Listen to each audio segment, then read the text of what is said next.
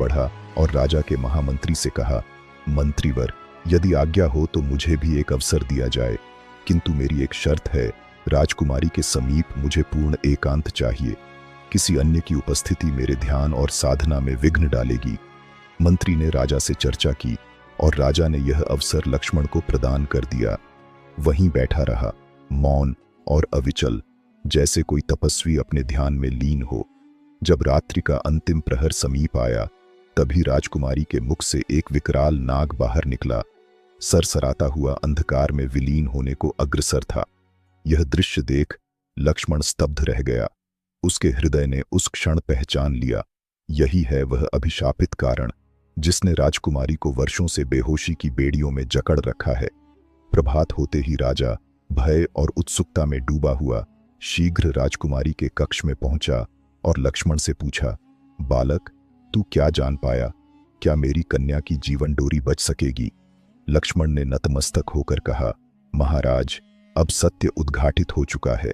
यदि ईश्वर की कृपा रही तो आज रात्रि ही आपकी पुत्री उस अभिशप्त नाग से सदा के लिए मुक्त हो जाएगी।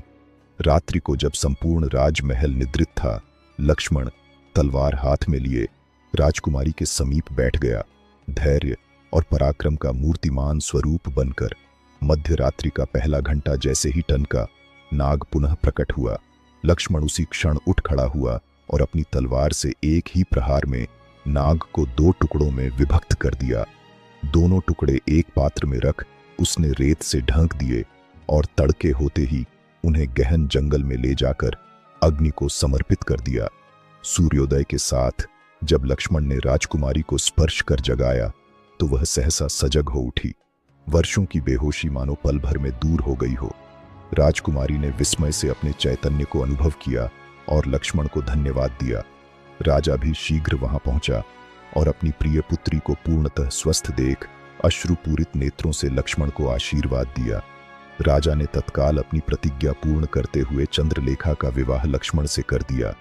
पर जब उसने लक्ष्मण को आधा राज्य सौंपना चाहा तो लक्ष्मण ने आदरपूर्वक उसे ठुकरा दिया। उसका उत्तर था, महाराज, सेवा का मूल्य नहीं लिया जाता। राजा वर्धमान ऐसा स्वाभिमानी और पराक्रमी दामाद पाकर गर्व से भर उठा। उसने यथाशक्ति धन संपदा के साथ अपनी पुत्री को विदा किया।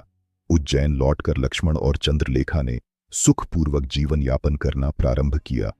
कुछ समय पश्चात नगर में एक भव्य मेले का आयोजन हुआ, जहां